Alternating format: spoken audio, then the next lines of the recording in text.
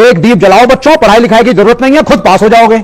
अगर बीमार पड़ते हो फिर एक दीप जला लो, अपने आप इलाज हो जाएगा, दवाई और डॉक्टर की जरूरत नहीं है। पुल बनाना है, दीप जलाओ, साइंस अपने आप विकसित हो जाएगी।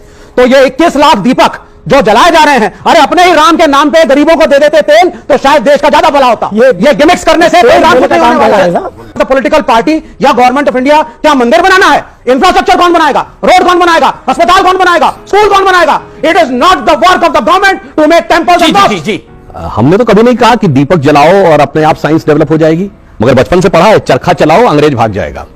एक गाल पे चाटा मारे, दूसरा गाल आगे कर दो, अंग्रेज भाग जाएगा। भाग गया था क्या? ऐसे ही भागा था, ऐसे ही भागा था।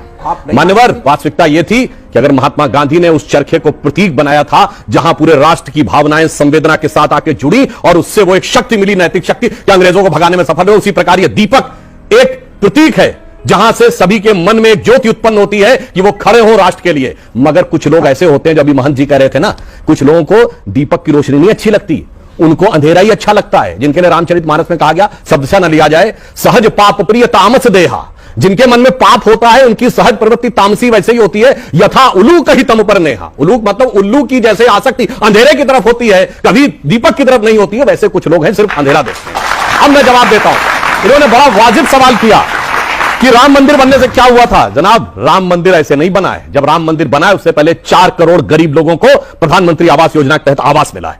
उसमें 3 करोड़ महिलाएं हैं। मैं दावे के साथ कहता हूं, जिनका रजिस्ट्री में नाम लिखा हुआ 2014 से पहले गरीब वर्ग की 3 करोड़ महिलाएं ऐसी नहीं थी जिनका नाम उसमें लिखा हुआ। और आपने कहा इंफ्रास्ट्रक्चर, 37 किलोमीटर पर डे की रोड बन रही है। इंफ्रास्ट्रक्चर इन्वेस्टमेंट में हम इस समय नंबर 1 के देश हैं, अमेरिका के से ज्यादा इन पर। अब आइए, 5वीं बड़ी अर्थव्यवस्थाएं सुन लीजिए, 4थे बड़े स्टॉक एक्सचेंज बने, तीसरे बड़े ऑटोमोबाइल मैन्युफैक्चरर बने, अरे चांद के छूते कोने को छूने वाले देश बने हैं। उसके बाद जाके यह राम मंदिर बोलते जाएंगे आप लोग, और आप बोल रहे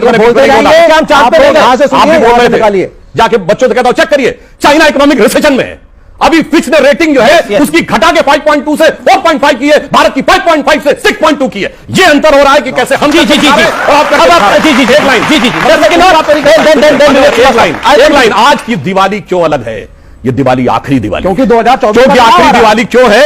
क्योंकि भगवान राम के, श्री राम लला विराजमान के भव्य मंदिर में स्थापित होने से पहले की अंतिम दीपावली है। क्यों अंतिम दीपावली? मैं क्यों कह रहा हूं ये दीपावली इसलिए महत्वपूर्ण है? आपने कहा पहली दिवाली नहीं थी। हां, किसी जमाने में ताला लगा था। जब हम लोग बचपन में नारा लगाते थे, लोकतंत्र की देखो शान, बंदी बने हुए भगवान। फिर उसके बाद ताला खुला तो हम लोग कहते थे, तेरे भी जो मंदिरों पे प्रतिबंध लगा हो तो हिंदू कहलाना हमें छोड़ देना चाहिए। यह स्थिति थी। उसके बाद टाट के छप्पर में रहे भगवान राम, और वो भी अगर फट जाता था तो कोर्ट जाना पड़ता था। और उसके बाद श्री राम लला विराजमान इस केस में खुद पैरोकार थे। शायद आप लोगों को नहीं पता होगा, one of the respondent for Shri Ram Lalla Virajman. मैं दुनिया में चुनौती कहता हूं, हमारे भगवान एकमात्र है जिन्होंने कोर्ट में खड़े होकर अपना मुकदमा खुद लड़ा है, और पूरी मर्यादा के साथ, सारी कानूनी वैधताओं के साथ अब जाके मंदिर वो बना है। इसलिए मैं कहूंगा, एक वो भी दिवाली थी जब उजड़ा हुआ गुलशन था, रोता हुआ माली था। आज महका हुआ गुलशन है, बजती हुई ताली है। एक वो भी दिवाली थी, एक ये भी दिवाली।